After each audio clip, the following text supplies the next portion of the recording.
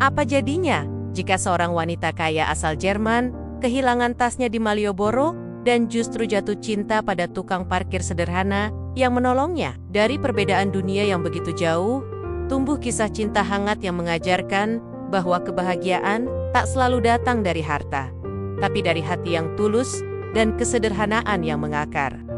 Kalau kamu suka cerita-cerita seru dan penuh emosi seperti ini, jangan lupa klik tombol subscribe ya. Like videonya, tulis hadir di kolom komentar dan kasih tahu aku, asal kota kalian dari mana. Yuk, tonton sampai selesai, karena di akhir cerita pasti ada kejutan yang gak kalian duga. Terima kasih sudah setia menonton, dan ayo kita mulai ceritanya. Udara pagi di Yogyakarta menyambut Floren dengan kelembutan yang belum pernah ia rasakan sebelumnya. Aroma tanah yang masih basah oleh embun, deru becak yang sesekali lewat, dan senyum tulus penjaga guest house yang menyambutnya dengan sapaan. "Selamat datang, Mbak Floren," membuatnya seolah telah menemukan dunia yang lain. Floren, wanita Jerman berusia awal 30-an, datang ke kota ini bukan hanya untuk liburan, tapi untuk menjauh sejenak dari hidup yang terlalu cepat, terlalu bising, dan terlalu penuh tekanan. Di Berlin, ia adalah sosok yang sibuk rapat tanpa jeda, telepon tak pernah henti, dan senyum yang dipaksakan di balik blazer mahal. Tapi di Jogja, ia ingin menjadi dirinya sendiri, bukan bos, bukan pewaris perusahaan teknologi, bukan siapa-siapa, hanya Floren, seorang pelancong yang ingin mencicipi dunia dengan cara paling sederhana. Ia memilih guest house kecil di kawasan Prawirotaman. Bangunannya khas kolonial dengan dinding putih dan jendela kayu besar yang selalu terbuka menyambut sinar matahari. Stafnya ramah, sebagian besar anak muda lokal yang fasih berbahasa Inggris. Mereka menyarankan tempat-tempat yang bisa dikunjungi: Keraton, Taman Sari, Pasar Beringharjo, dan tentu saja Malioboro. Hari pertamanya dihabiskan dengan berjalan kaki menyusuri gang-gang kecil. Ia mencicipi gudeg di warung pinggir jalan, membeli batik dari penjual tua yang sudah keriput, tapi ramahnya luar biasa. Kamera kecilnya tak pernah lepas dari tangan. Ia memotret semuanya, dari ibu-ibu yang tertawa saat memasak di dapur terbuka, hingga anak-anak kecil yang bermain layangan di tengah lapangan berdebu. Namun dari semua tempat, Malioboro adalah yang paling membuatnya jatuh cinta. Deretan toko oleh-oleh, lampu-lampu jalan yang mulai menyala saat senja turun, dan suara musik angklung dari pengamen jalanan, semuanya menciptakan simfoni yang unik. Baginya, Malioboro bukan sekadar jalan, tapi jiwa dari kota ini. Saat langit mulai memudar dan sinar jingga menyelimuti kota, Floren memutuskan duduk di trotoar Malioboro. Di sampingnya, ada pedagang kaki lima yang menjual gelang rajut dan kalung kayu. Floren membeli satu, lalu berbincang singkat dalam campuran bahasa Inggris dan isyarat tangan. Mereka tertawa bersama, seperti dua sahabat lama yang baru bertemu kembali. Tas selempangnya tetap ia dekap. Di dalamnya ada paspor, dompet, ponsel, dan dokumen penting lainnya. Ia tahu betul betapa berharganya tas itu, tapi mungkin karena terlalu larut dalam suasana, ia tidak menyadari seseorang telah memperhatikannya dari jauh. 1 jam berlalu. Floren berdiri, meregangkan tubuh. Ia berniat pulang ke guest house sebelum malam terlalu larut. Tapi saat tangannya menyentuh bahunya, tas itu tak ada. Jantungnya langsung berdegup kencang. Ia melihat sekeliling, panik. Ia ingat betul, duduk dengan tas di sebelahnya. Tapi kini, kosong. Ia bertanya pada pedagang di sebelahnya. Namun si bapak hanya menggeleng bingung. Beberapa orang mencoba membantu, tapi tidak ada yang melihat siapapun mencurigakan. Floren limbung, nafasnya tercekat. Nomor, gumamnya pelan, hampir seperti tangisan. Bagi kebanyakan turis, kehilangan tas mungkin berarti kehilangan uang. Tapi bagi Floren, itu adalah seluruh hidupnya. Tanpa paspor, ia tak bisa pulang. Tanpa uang dan ponsel, ia bahkan tak tahu harus menghubungi siapa. Ia sendiri, di kota asing, di malam yang perlahan menjadi gelap. Ia terduduk di trotoar. Kepalanya tertendak, air matanya jatuh satu-satu, mengalir bersama rasa takut dan kebingungan yang menyeruak. Ia tak tahu bahwa dari kejauhan, seorang pemuda sederhana berseragam lusuh memperhatikannya dari pos parkir dengan tatapan heran dan iba. Bagas dan malam itu, hidup Floren akan berubah selamanya. Malam semakin larut. Floren duduk di trotoar Malioboro dengan wajah pucat dan mata kosong. Di sekitarnya, lampu jalan mulai redup. Suara riuh khas Malioboro perlahan meredup berganti dengan suasana yang sepi dan dingin. Beberapa toko mulai menutup. Para pedagang menggulung tikar mereka, dan pengamen jalanan satu persatu menghilang dari pandangan. Floren tak bergerak. Ayai masa sayak. Tasnya yang berisi segalanya paspor, dompet, uang tunai, kartu ATM, bahkan ponsel Tela hilang, entah ke mana. Ia sempat berkeliling di sekitar tempat terakhir ia duduk. Berharap ada yang menemukan atau mungkin mengembalikannya. Tapi harapannya pupus.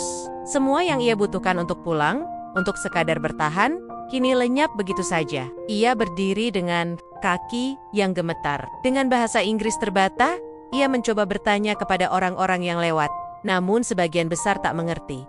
Beberapa hanya mengangguk sopan, lalu berlalu. Ia mencoba masuk ke sebuah minimarket dan meminta bantuan kasir. Di sana, seorang pemuda dengan ramah menunjukkan arah ke kantor polisi terdekat. Floren mengangguk dan berjalan menyusuri trotoar, matanya sembab dan tubuhnya lelah. Ia akhirnya sampai di kantor polisi kecil di sudut jalan, yang tampak hampir tutup. Seorang petugas menyambutnya. Namun, saat Floren mencoba menjelaskan apa yang terjadi, kendala bahasa langsung terasa. Ia tak bisa menyampaikan dengan jelas. Petugas itu mencoba menelepon seseorang yang bisa berbahasa Inggris, tapi sambungan tak kunjung terhubung. Setelah hampir 1 jam di sana, Floren keluar tanpa hasil. Ia tidak tahu kemana harus pergi. Penginapan tempat ia menginap tidak akan membiarkannya masuk tanpa kunci kamar dan identitas diri. Dan sekarang ia tak punya siapa-siapa. Dengan langkah lunglai, ia berjalan kembali ke arah Malioboro. Ia memilih duduk di bawah tiang lampu. Tak jauh dari tempat ia kehilangan tasnya. Bahunya gemetar. Ia merasa sangat asing dan sendirian. Ayah mulai menangis tanpa suara. Hanya air mata yang jatuh perlahan membasahi pipinya. Sementara itu, dari keyohan, seorang pria muda memperhatikannya sejak tadi. Ia mengenakan rompi oranye pudar, bertuliskan parkir. Wajahnya bersahaja, tubuhnya kurus, rambutnya sedikit acak-acakan. Namanya Bagas. Bagas sudah memperhatikan perempuan bule itu sejak sore. Awalnya, ia kira hanya turis biasa yang menikmati suasana malam Jogja. Tapi sejak perempuan itu duduk terlalu lama dan tampak gelisah, ia mulai curiga ada sesuatu yang tidak beres. Malam makin dingin, dan ia melihat perempuan itu duduk sendiri, sambil menangis. Bagas menimbang-nimbang, lalu memberanikan diri mendekat. "Miss, are you okay?" tanyanya dengan pelan. Bahasa Inggrisnya sederhana, tapi cukup dimengerti. Floren menoleh cepat. Matanya merah, rambut pirangnya kusut oleh angin. Ia sempat ragu, tapi kemudian mengangguk lemah. "My bag, it's gone. Everything, gone." Bagas tidak langsung paham seluruh kalimatnya, tapi kata bag dan ekspresi sedih Floren cukup menjelaskan. "Stolen?" tanyanya. Floren mengangguk lagi. "Yes, passport, money, phone, all gone." Bagas menghela napas. Ia bingung harus bagaimana, tapi rasa kasihan mendorongnya untuk terus bicara. Ia menunjuk ke arah pos kecil tempatnya biasa berjaga. "You come, sit, warm." Floren ragu, tapi rasa lelahnya lebih besar. Dari kecurigaannya, ia mengikuti Bagas dengan langkah pelan. Pos parkir itu kecil, hanya ada bangku plastik dan termos teh. Tapi tempat itu lebih baik daripada duduk di bawah tiang lampu sendirian. Bagas menuangkan segelas teh dari termos dan memberikannya. "Drink, not hot, sweet." Floren menerimanya dan mengucap, "Thank you." Suaranya lirih, tapi mulai sedikit tenang. Teh manis itu seolah menjadi pertolongan pertama di malam yang kelam. Mereka duduk berdua dalam diam. Bagas memandangi jalan yang mulai sepi. Floren memeluk tubuhnya sendiri, masih syok. Perlahan, Bagas mencoba bertanya lagi. "You hotel, where?" Floren menjawab, "I stay in guest house, Prawiro Taman, but no queue, no money." Bagas merenung sejenak. Ia tahu daerah itu, tapi jaraknya cukup jauh dari Malioboro. Ia tahu tak akan ada taksi yang mau mengantar tanpa uang. Ia juga tahu tak mungkin membiarkan perempuan asing ini tidur di jalan. "Ayo, come. My home, not hotel. Simple, but safe. My mother, kind." Floren menatap Bagas. Matanya berkaca-kaca lagi. Ia bingung, takut, tapi di sisi lain, ia bisa melihat kejujuran di wajah pemuda ini. Tak ada tatapan aneh. Tak ada bahasa tubuh yang mencurigakan. "You sure?" tanyanya pelan. Bagas tersenyum. Mengangguk, yes, save you friend now. Floren menarik napas dalam-dalam, lalu mengangguk. Dan malam itu, dalam keputusasaan dan dinginnya jalanan Malioboro, Floren mengikuti pemuda yang bahkan belum ia kenal namanya. Dunia memang baru saja jungkir balik baginya. Tapi entah kenapa, saat mengikuti langkah Bagas di lorong sempit menuju rumah kecilnya, ia merasa sedikit lebih aman. Tanpa disadari, langkah awal menuju takdir baru sedang dimulai. Malam itu, jalanan mulai lengang. Lampu-lampu temaram menyinari trotoar Malioboro yang mulai sepi. Suara obrolan pengunjung makin jarang terdengar, berganti dengan deru kendaraan yang melintas sesekali. Floren duduk diam di pos parkir kecil milik Bagas.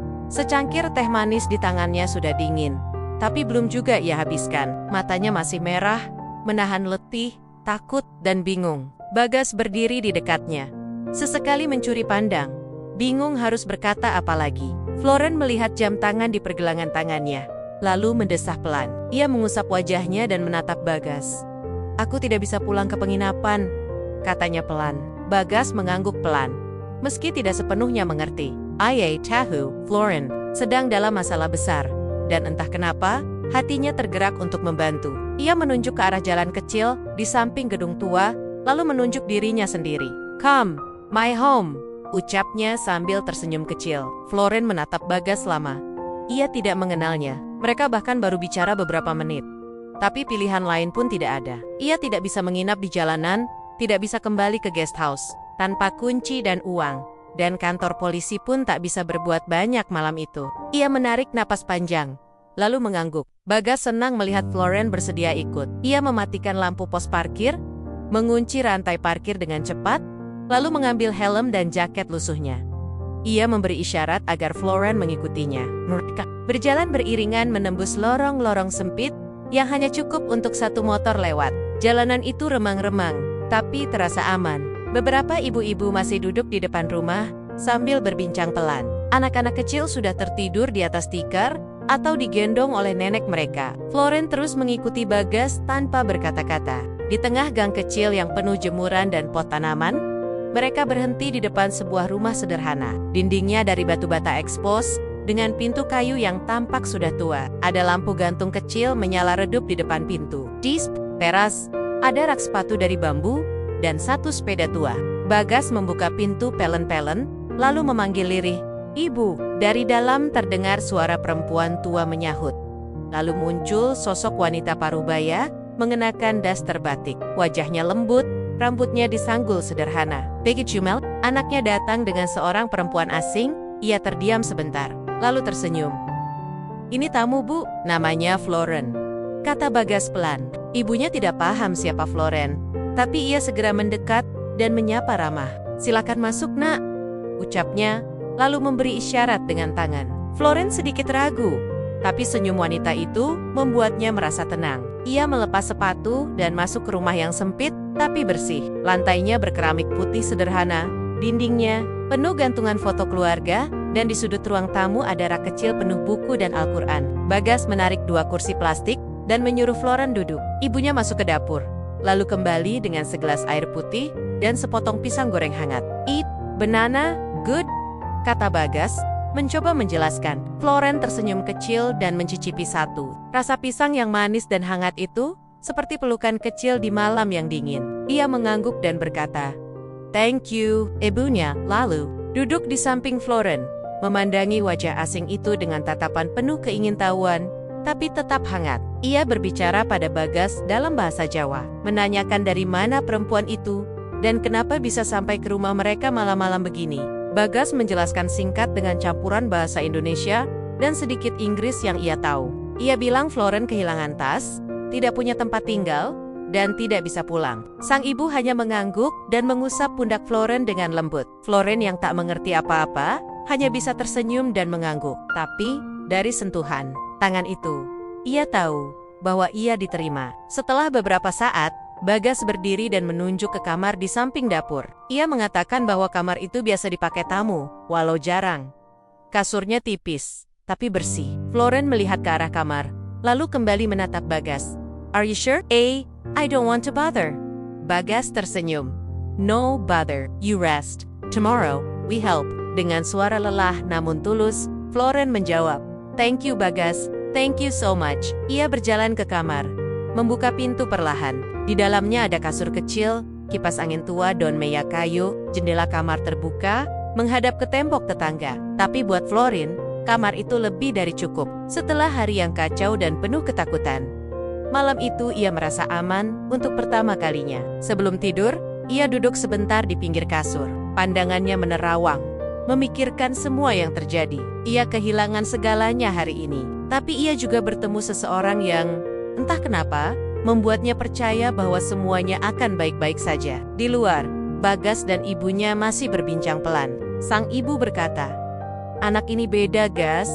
Lihat matanya, dia bukan turis biasa." Bagas mengangguk, tapi ia tidak ingin berpikir terlalu jauh. Baginya malam ini hanya soal menolong seseorang yang sedang kesusahan. Ia tak tahu bahwa pertemuan sederhana di Malioboro ini akan mengubah hidup mereka berdua selamanya. Dawn malam itu, di rumah sempit di sudut Jogja, dua dunia yang berbeda mulai menyatu. Perlahan dan tenang, seperti aliran sungai kecil yang menyusuri lembah.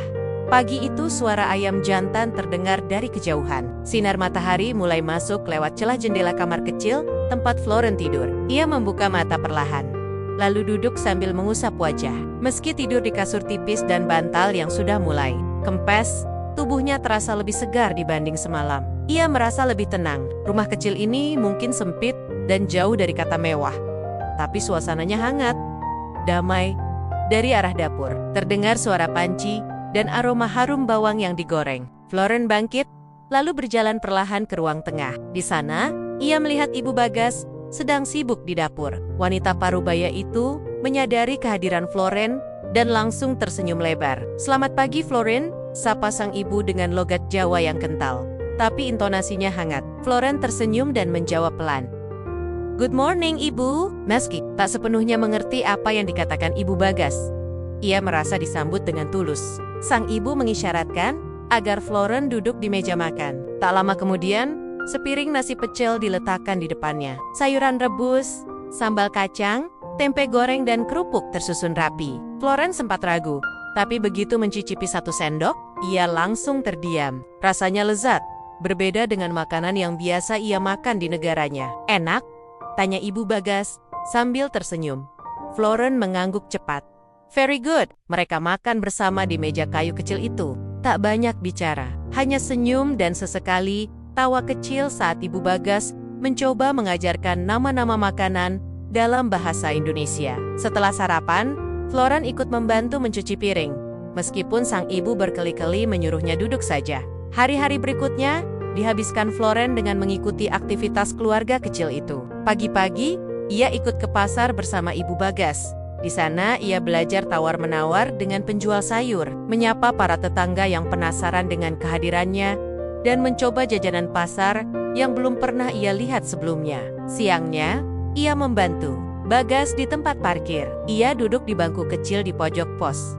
Sesekali membantu menunjukkan arah parkir, atau hanya mengobrol ringan dengan pengunjung. Banyak yang memperhatikan kehadirannya, tapi tidak ada yang mengusik. Floren selalu tersenyum, ramah, dan Bagas menjaganya dengan baik. Saat malam tiba, mereka makan bersama lagi. Makanan selalu sederhana, tapi penuh rasa. Kadang hanya tahu goreng dan sambal, kadang sayur bening dengan tempe. Tapi kebersamaan mereka membuat segalanya terasa lengkap. Di sela-sela kesibukan itu, Floren merasa nyaman. Ia tak lagi memikirkan rutinitas lamanya di Jerman. Ia bahkan sempat lupa kalau dirinya adalah pemilik perusahaan besar. Ia merasa menjadi manusia biasa, tanpa gelar, tanpa status, tanpa beban.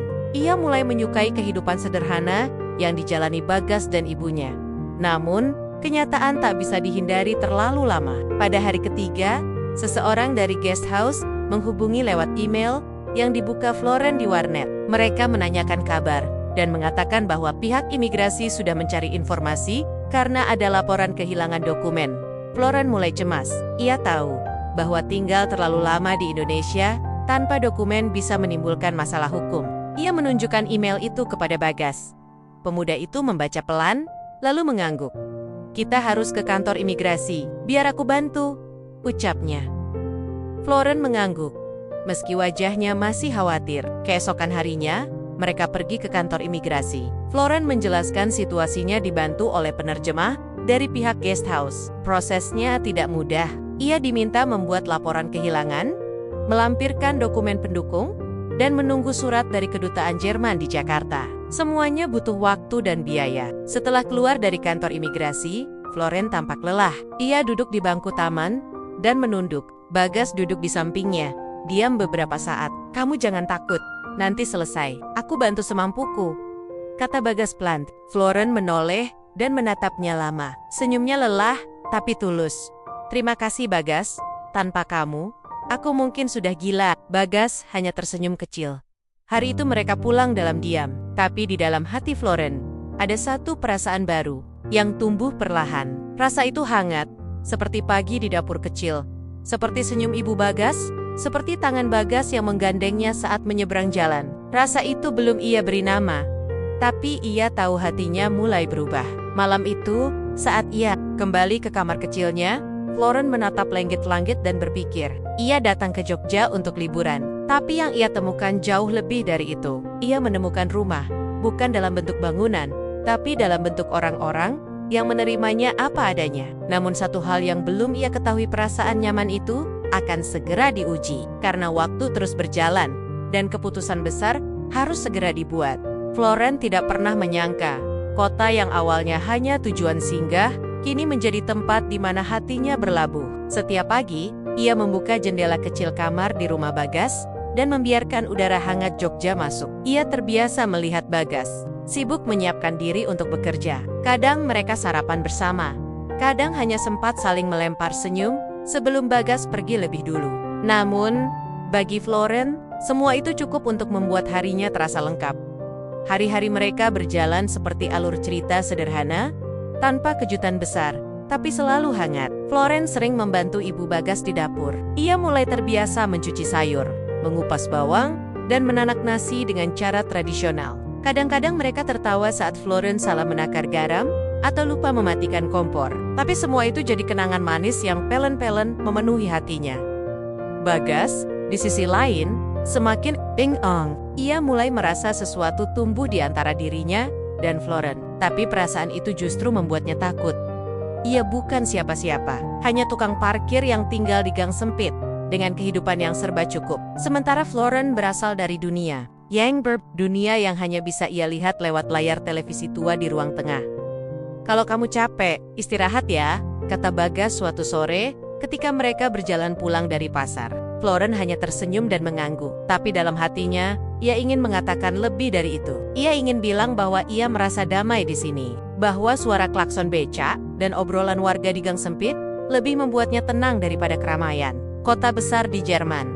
Malam itu, mereka duduk berdua di teras. Hanya ada cahaya temaram dari lampu gantung dan suara jangkrik dari balik semak. Florence memeluk lututnya, menatap ke arah jalan kecil di depan rumah. "Aku suka di sini," ucapnya pelan. "Aku belum mau pulang." Bagas menoleh. "Tapi, turis, kan nggak bisa lama-lama di Indonesia." Florence menatapnya. "Aku bisa cari cara. Aku cuma ingin lebih lama di sini, belajar lebih banyak, hidup seperti ini. Rasanya beda, rasanya benar." Bagas menunduk. Ia mengerti maksud Florence. Tapi ia juga tahu dunia nyata tak semudah itu. Tinggal di Indonesia tanpa dokumen yang jelas, bisa jadi masalah. Belum lagi kemungkinan Florence akan menyesal. Hari ini mungkin terasa manis, tapi bagaimana dengan minggu depan? Atau bulan depan? "Aku cuma takut kamu kecewa," kata Bagas. Suaranya pelan. "Aku takut kamu nanti merasa salah pilih tempat." Florence menggeleng. "Aku tahu apa yang aku rasakan." Malam itu, tak banyak lagi yang mereka ucapkan. Tapi dalam diam, ada yang tumbuh. Perasaan yang belum bernama, tapi kuat. Seperti benih yang mulai tumbuh akar, mencari tempat yang tepat untuk menetap.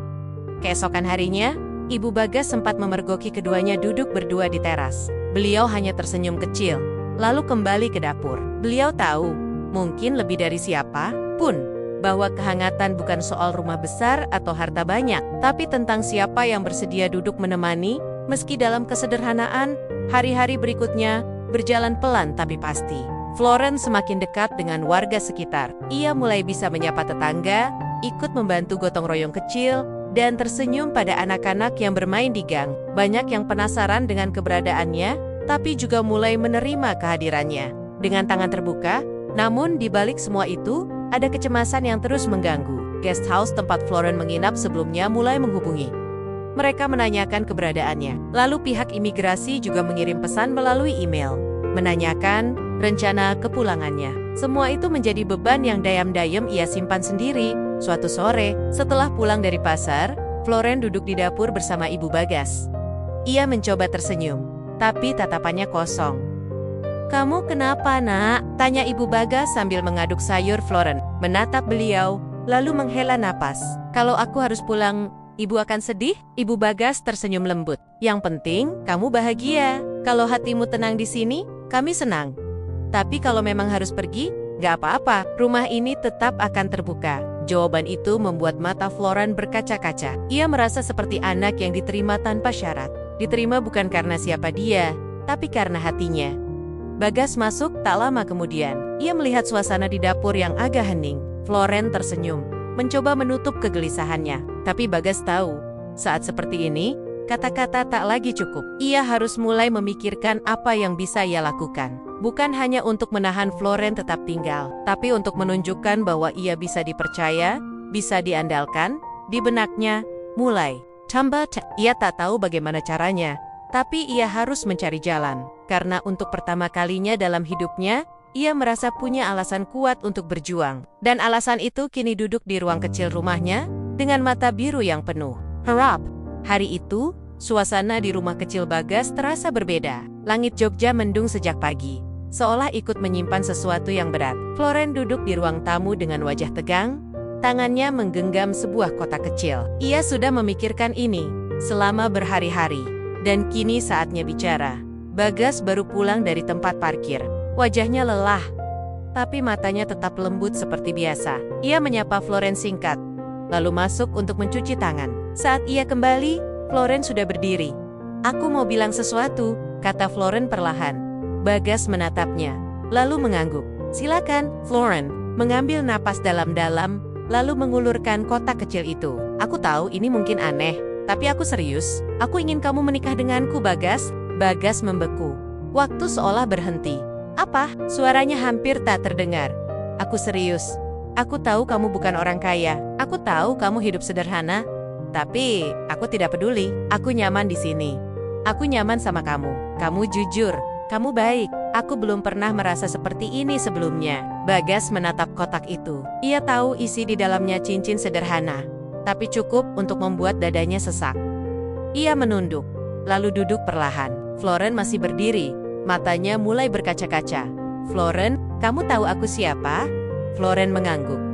"Aku tahu, kamu Bagas. Orang yang menolong aku saat semua orang cuek. Orang yang selalu pulang bawa senyum buat ibunya, meski capek. Aku tahu, dan aku suka kamu." Bagas tertawa kecil, tapi suaranya getir. "Kamu dari Eropa, Floren. Kamu biasa tinggal di tempat yang serba enak. Aku ini cuma tukang parkir. Aku tidur di kasur tipis. Kadang makan cuma tempe. Kamu nggak akan tahan. Aku sudah tinggal di sini berhari-hari. Dan aku suka. Itu karena kamu belum melihat semuanya. Kamu belum tahu rasanya ditolak keluarga cuma karena miskin. Kamu belum tahu rasanya dihina karena baju lusuh." Floren menatap Bagas lama, lalu duduk di depannya. "Aku nggak butuh apa-apa, Gas. Aku cuma butuh orang yang bikin aku tenang. Dan kamu itu." Bagas menggeleng. Ia bangkit berdiri, matanya memerah. "Kamu akan nyesel, Floren. Aku nggak bisa ngasih kamu apa-apa. Aku nggak punya masa depan. Kalau masa depan itu bisa dibangun bering-bering, kenapa harus takut?"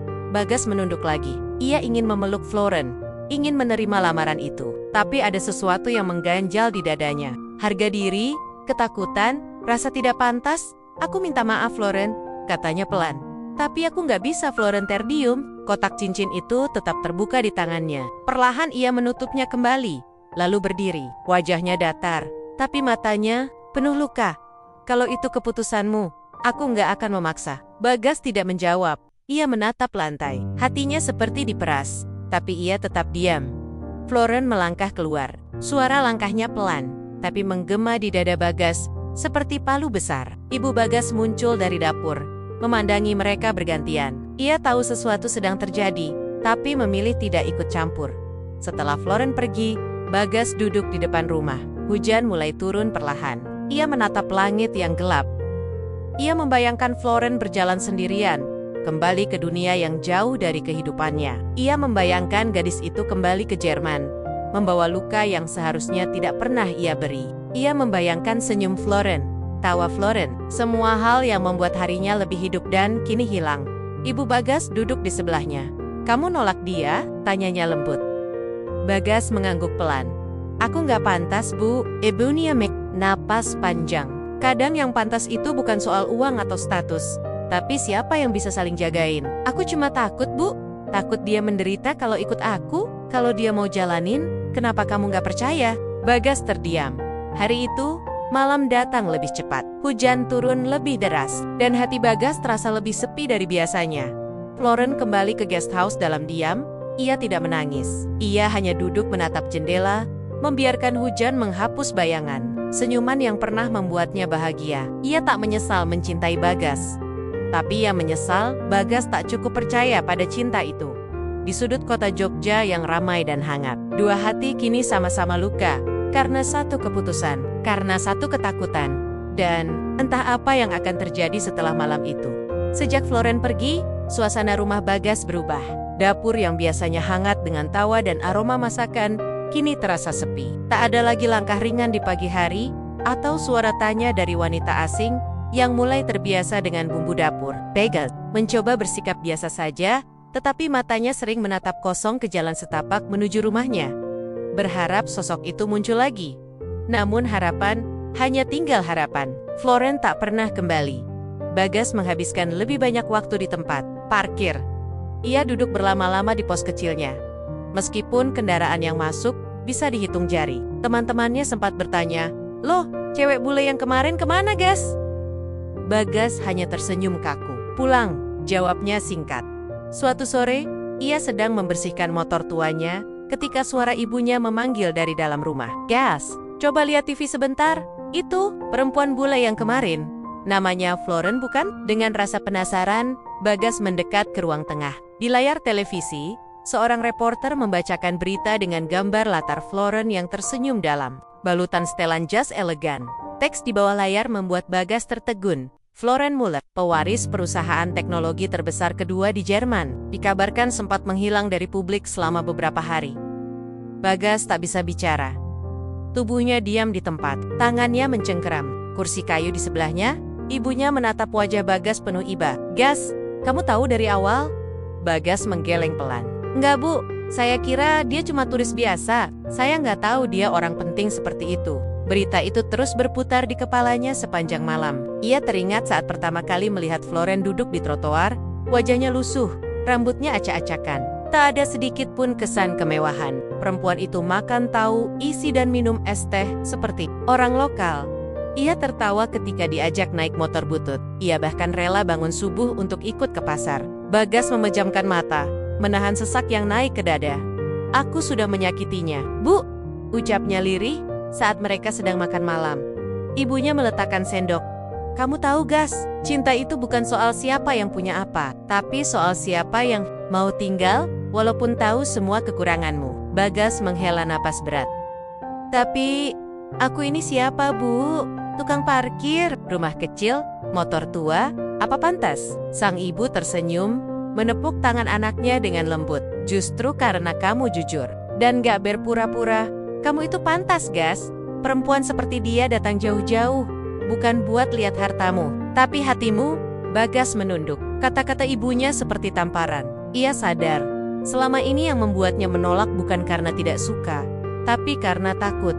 Takut ditinggalkan, takut diremehkan. Padahal Floren tak pernah menunjukkan tanda-tanda merendahkannya. Malam itu, Bagas duduk sendirian di beranda rumah. Angin malam terasa lebih dingin dari biasanya. Ia melihat bintang-bintang di langit dan membayangkan Floren ada di salah satu sudut dunia. Mungkin sedang memandangi langit yang sama. Ia mengingat senyum tulus wanita itu. Cara bicaranya yang kadang lucu saat berusaha mengucapkan kata dalam bahasa Jawa. Dan ketulusan yang tak pernah dibuat-buat. "Aku bodoh," gumamnya. Esok paginya, Bagas membuat keputusan besar.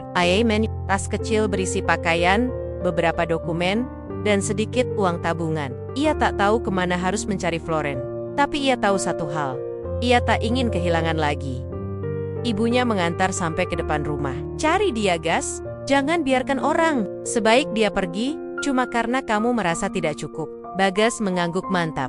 Terima kasih, Bu. Doakan aku. Sebelum berangkat, ia menatap rumahnya sekali lagi. Rumah kecil yang penuh kenangan. Ia tahu, perjalanan ini tak akan mudah. Tapi kali ini, ia siap berjuang bukan untuk membuktikan dirinya, tapi untuk memperbaiki luka yang ia buat sendiri.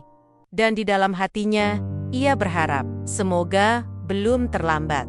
Langkah Bagas terasa lebih berat dari biasanya. Sejak pagi buta, ia sudah mondar-mondar, naik ojek, jalan kaki, dan bertanya ke sana-sini. Semua demi satu tujuan, menemukan Floren. Ia tak bisa duduk diam setelah tahu siapa wanita itu sebenarnya. Berita tentang Floren tersebar cepat di media sosial pewaris tunggal, perusahaan teknologi ternama di Jerman. Foto-foto masa kecil Floren bersama ayahnya tersebar di berbagai portal berita. Nama lengkapnya panjang dan mewah, sama sekali tidak cocok dengan sosok sederhana yang pernah memasak nasi goreng bersamanya. Tapi bukan itu yang membuat Bagas merasa sesak.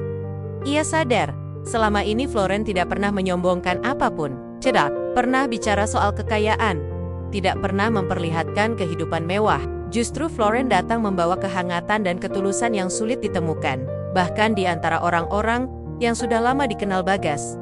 Dan kini, dia pergi. Bagas memulai pencariannya dari guest house tempat Floren dulu menginap. Tapi kamar itu sudah kesep. Petugas hanya berkata, "Sudah check out sejak 2 hari lalu, Mas." Bagas mengangguk kecewa. Ia lalu ke kedutaan Jerman, berharap bisa mendapat informasi. Tapi tentu saja, orang biasa sepertinya tidak mudah mendapatkan akses. Petugas keamanan bahkan tak mengizinkannya masuk ke halaman kantor. Ia hanya bisa berdiri di seberang jalan, menatap gedung megah itu dengan dada sesak. Waktu terus berjalan. Siang berganti sore. Jogja yang biasanya hangat, kini terasa dingin dan asing. Bagas tahu, kalau ia tidak bertindak cepat, mungkin Floren akan pergi dari Indonesia dan tidak akan pernah kembali, dalam lelah yang tak terbendung. Bagas duduk di kursi kayu dekat taman. Ia membuka ponsel, mencoba mencari tahu apakah ada kegiatan atau acara sosial yang melibatkan Floren. Tak sengaja, ia melihat unggahan dari akun salah satu organisasi sosial di Jogja. Ada foto, Floren sedang tersenyum sambil memeluk seorang anak kecil. Keterangan fotonya berbunyi, "Terima kasih Kak Floren, atas dedikasi dan kebaikanmu di panti asuhan. Kasih Bunda." Jantung Bagas berdegup kencang. Ia segera mencatat alamatnya dan berlari tanpa banyak pikir. Hujan rintik mulai turun. Tapi Bagas tidak peduli. Setelah menempuh perjalanan hampir 1 jam, ia sampai di panti asuhan itu. Sebuah bangunan sederhana di pinggir kota. Dari balik pagar, Bagas melihat beberapa anak kecil bermain di halaman. Di antara mereka, berdiri sosok yang sangat ia kenal, Floren. Rambutnya diikat, pakaiannya sederhana, tapi senyum itu tak berubah. Hangat, tulus, dan membuat dunia seolah berhenti berputar. Bagas berdiri di sana, tak bergerak. Tubuhnya kedinginan, bajunya basah oleh hujan. Tapi yang paling dingin adalah hatinya karena rasa bersalah yang selama ini ia pendam. Ia menunduk, menahan napas. Floren yang awalnya tak menyadari kehadiran Bagas, akhirnya menoleh. Seketika, langkahnya terhenti. Mata mereka bertemu. Tidak ada kata-kata, hanya pandangan yang berbicara tentang rindu, luka, dan penyesalan aku. Bagas membuka suara pelan. "Maafkan aku." Floren tidak menjawab. Ia hanya berdiri mematung, berusaha memahami maksud kedatangan Bagas. Tapi air matanya mulai menggenang. "Aku salah, Floren," ucap Bagas lirih. "Aku terlalu takut. Takut karena aku cuma tukang parkir. Takut karena aku mikir kamu bakal pergi dan lupa. Tapi ternyata aku yang justru menyakiti kamu." Floren menggigit bibirnya. Ia maju beberapa langkah, berdiri di depan Bagas. "Kamu pikir aku main-main?" tanyanya pelan. Bagas menggeleng. "Sekarang aku tahu, kamu gak main-main, dan aku yang terlalu bodoh buat nyadarinya." Lebih cepat, suasana mendadak sunyi. Hanya suara anak-anak yang tertawa dari kejauhan, dan rintik hujan yang mulai reda. "Aku cari kamu kemana-mana," lanjut Bagas. "Aku takut kamu pergi, dan aku gak sempat bilang kalau aku juga cinta kamu." Floren menatap Bagas. Kali ini, tanpa ragu, ia melihat wajah pria itu, yang walau lelah dan penuh lumpur, justru membuat hatinya tenang. Bagas bukan seapo-seopa di mata dunia, tapi di matanya, Bagas adalah segalanya. Tanpa berkata apa-apa, Floren melangkah maju dan memeluk Bagas. Era. Bagas balas memeluknya. Pelan, hati mereka bertemu dalam diam. Tidak perlu banyak ucapan, karena cinta yang sebenarnya tidak butuh kata-kata panjang, cukup kehadiran, cukup keberanian. Dan saat itu, di tengah panti asuhan yang sederhana, cinta yang sempat terbuang akhirnya menemukan jalannya kembali. Langkah kaki Bagas terhenti di depan pintu panti asuhan itu. Jantungnya berdetak kencang, lebih kencang dari biasanya. Matanya menyapu halaman sederhana itu, mencari sosok yang selama ini memenuhi pikirannya siang dan malam. Di bawah pohon mangga, ia melihat Floren sedang duduk bersama anak-anak. Tawa mereka terdengar lembut. Tapi di mata Bagas, semua itu terasa seperti mimpi. Floren menoleh.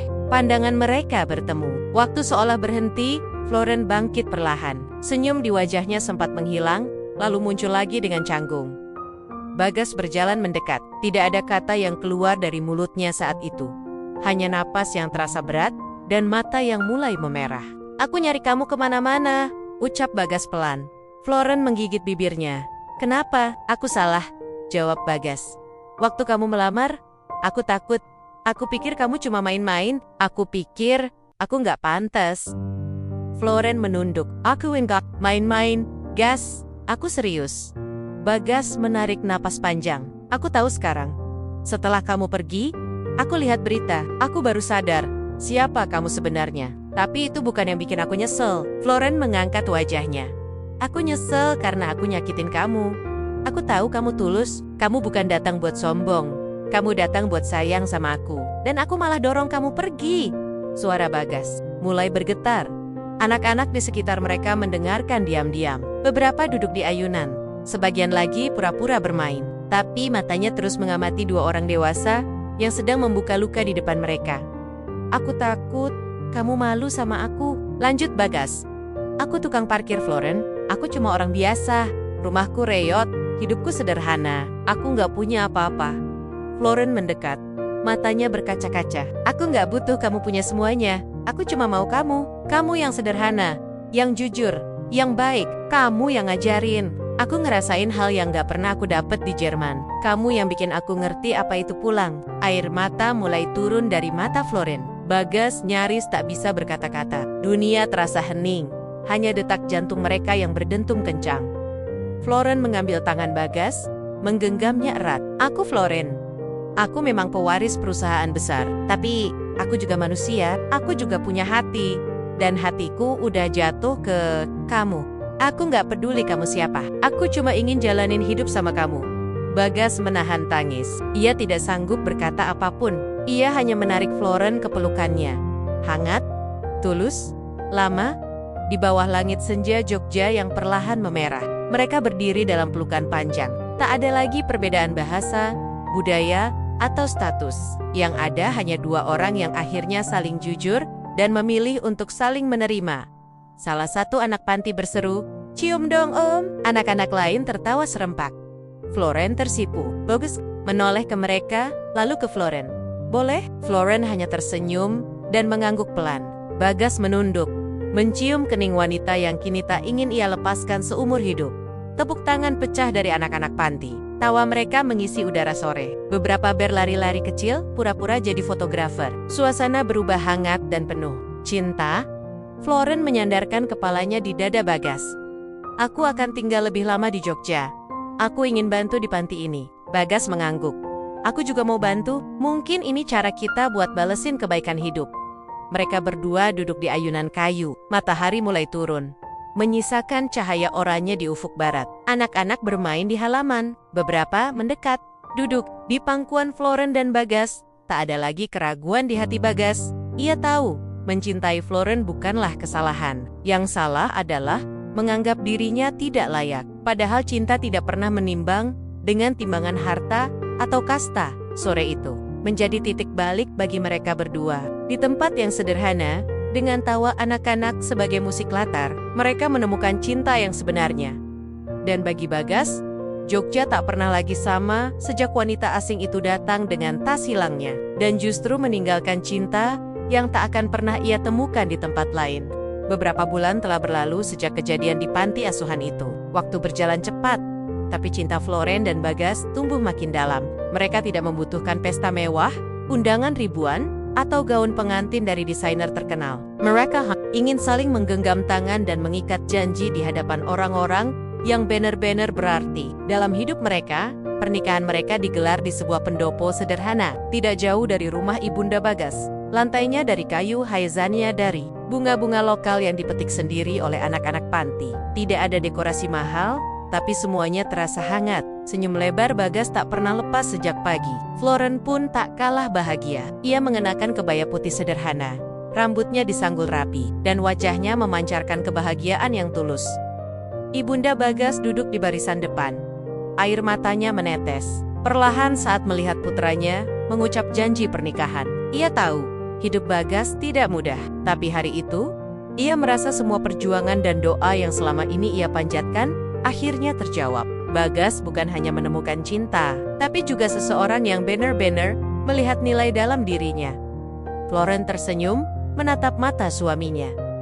Ia tak lagi merasa asing. Jogja bukan lagi tempat yang ia kunjungi untuk melepas penat. Sekarang, ini adalah bagian dari dirinya. Tempat ia menemukan makna baru dalam hidup. Dan tempat ia menemukan seseorang yang tidak memandangnya karena harta atau nama besar keluarganya setelah menikah. Mereka tinggal di rumah kecil, tak jauh dari Malioboro. Rumah itu sebelumnya milik seorang teman Ibunda Bagas, yang sudah lama pindah keluar kota. Bagas merenovasi sedikit demi sedikit dengan tangannya sendiri. Floren membantu menata interiornya, memilih sendiri tirai dan perabotan yang sederhana, tapi nyaman. Mereka tidak butuh banyak, yang penting, mereka bisa bersama. Floren tetap mengurus bisnisnya dari jauh. Ia menyewa kantor kecil di Jogja, untuk mengatur komunikasi dan urusan administratif. Tapi waktunya lebih banyak dihabiskan untuk hal-hal yang benar-benar membuat hatinya tenang. Ia membuka kelas bahasa gratis untuk anak-anak panti. Ia juga membantu Bagas mengelola warung makan kecil yang mereka buka di pinggir jalan dekat taman kota. Warung itu sederhana, tapi penuh cerita. Banyak pelanggan yang datang bukan hanya untuk makan, tapi juga berbagi cerita hidup. Bagas tetap seperti dulu, ramah, hangat, dan ringan tangan. Ia tidak berubah, meskipun kini hidupnya jauh lebih baik dari sebelumnya. Satu-satunya yang berubah hanyalah matanya yang kini selalu berbinar setiap kali melihat Floren. Ia tahu, hidupnya mungkin tidak akan pernah semewah orang lain. Tapi dengan Floren di sampingnya, ia merasa seperti orang paling beruntung di dunia. Malam-malam, mereka dipenuhi dengan tawa. Kadang hanya duduk di teras sambil minum teh, memandangi langit Jogja yang tenang. Kadang berjalan kaki ke alun-alun, atau menikmati bakpia hangat di pinggir jalan. Hidup mereka sederhana, tapi selalu penuh makna. Mereka tidak mengejar dunia, mereka cukup dengan saling ada. Floren sesekali terbang ke Jerman untuk menghadiri rapat penting atau pertemuan investor, tapi kini ia selalu ingin cepat pulang. Bukan ke apartemen mewah atau hotel bintang 5, tapi ke rumah kecil di sudut Jogja, tempat Bagas dan ibunya menunggunya dengan senyum. Ia merasa lebih hidup di sini, jauh dari sorotan media, jauh dari tekanan bisnis, dan dekat dengan orang-orang yang mencintainya tanpa syarat. Pada suatu sore, saat matahari mulai tenggelam, Floren duduk di bangku panjang depan rumah. Di sebilannya, Bagas sibuk membenahi pot-pot tanaman kecil yang mereka rawat bersama. Ia memandang langit yang perlahan berubah jingga, lalu menoleh pada suaminya. "Jogja ini, tempat paling indah di dunia," ucap Floren pelan. Bagas tersenyum, tidak menoleh, tapi tangannya menggenggam tangan Floren dengan lembut. "Bukan cuma karena kota ini indah," lanjut Floren, "tapi karena di sini aku merasa punya rumah." Bagas menoleh, menatap istrinya dalam-dalam. "Aku juga," katanya. "Rumah itu bukan soal dinding atau atap. Rumah itu kamu." Mereka duduk dalam diam, menikmati senja yang perlahan menutup hari. Tak ada yang mereka kejar lagi, tak ada yang mereka takutkan. Mereka sudah sampai di tempat di mana hati mereka benar-benar tenang, dan di bawah langit Jogja yang hangat. Dua hati yang berasal dari dunia yang berbeda, akhirnya menyatu. Tidak dengan kemewahan, tapi dengan cinta yang tulus dan sederhana. Jogja bukan lagi sekadar kota wisata atau tempat berlibur. Bagi Floren dan Bagas, Jogja adalah rumah. Rumah yang mereka bangun bersama dengan cinta, perjuangan, dan harapan yang tidak pernah padam.